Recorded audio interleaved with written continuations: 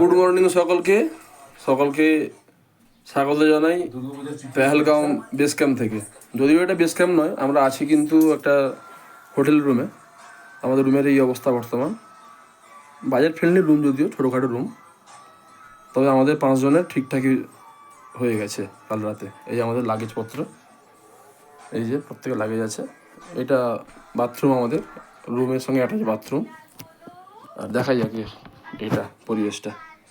রাতে এমন ঠান্ডা পড়েছে, এই যে জানলার কাছে এমন করে কুয়াশা বলুন বা যাই বলুন পড়ে আছে, লেগে আছে। খুব মনোরম পরিবেশ আজকে। সকালটা খুব পরিষ্কার আকাশ, এই যে চারিদিকে আবার পাহাড় পাহাড় পাহাড় আর পাহাড়। জীবনে একবার হলেও কাশ্মীর আসার সকলেরই উচিত। এই আমাদের আরও দেখাই, আমাদের টিভিও ছিল, যদিও কেউ টিভি দেখার সময় পায়নি কাল রাতে।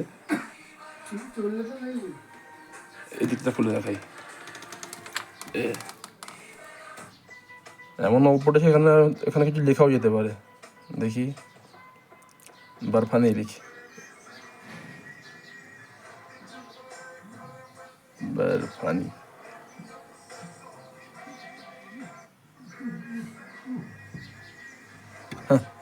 জয় বাবা বরফানি। এই যে এই অবস্থা বর্তমান। খুব মনোরম একটা পরিবেশ আর সুন্দর একটা হাওয়া আসছে, বেশ হালকা শীতল হাওয়া। খুব বেশি ঠান্ডাও নয়, গরমও খুব বেশি নয়। আমাদের ওদিকটা যেমন ওই অঘ্রাণ মাসেতে যেমন ঠান্ডা পড়ে, এদিকটা ঠিক তেমন। আমাদের গেস্ট হাউসের নাম এটা, এই যে Alaska guest house, Chandanbari road, Pahalgam.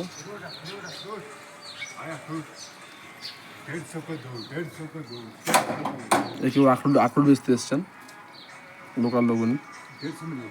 150 দুটো বলছেন। নেই চাইয়ে ভাই, নেই চাইয়ে ভাই।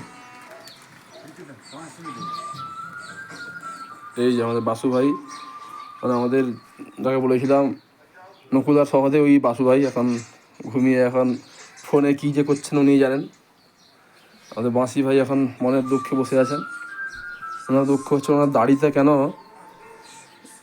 পাখি বাসা বাঁধে না, এত বড় দাড়িতে।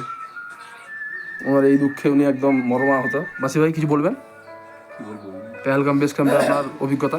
গরম জল নেই, স্নান করতে একটু কষ্ট হচ্ছে, স্নান তো করতেই হবে, এই আর কি ব্যাপার। আর রুম এখানে বেস ক্যাম্পে থেকে, এই রুমে থেকে আপনার অভিজ্ঞতা?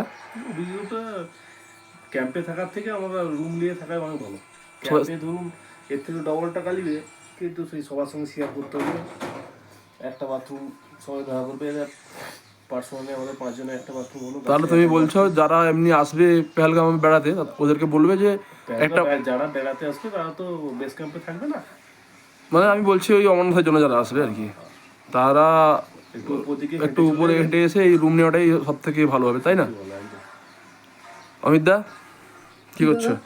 এই অমিত দা, good morning. Good morning sir. Amit দা কি বলবেন এখানকার বর্তমান? ওকে, ঠিক আছে তো একদম। তাহলে আমরা তার কখন যাত্রা আরম্ভ করছি চন্দনবাড়িতে? কিছুক্ষণ পরে বেরোনো হবে তো, ব্যাস। আর আমাদের ভীমসেনকে দেখাতে পারছি না বর্তমান। ভীমসেন এখন ভেতরে আছেন, মানে বাথরুমের ভেতরে। বেরোলে হয়তো দেখানো যেতে পারে। টাটা সবাইকে, এখানে পজ করি। এই যে ককটারের আওয়াজটা পাশে দেখতে পাচ্ছি, তাহলে ককটার।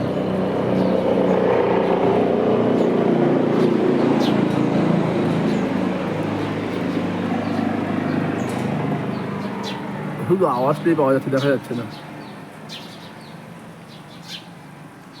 এদিকে আপেল বাগান আছে অনেক। এটা কিন্তু, এটা যদি আখরোট গাছ, আপেল গাছ না, আখরোট ধরেও আছে, দেখাচ্ছে। জুম করে দেখি আছে কিনা, যদিও কাঁচা। এই যে ছোট ছোট ফলগুলো, এগুলো আখরোট।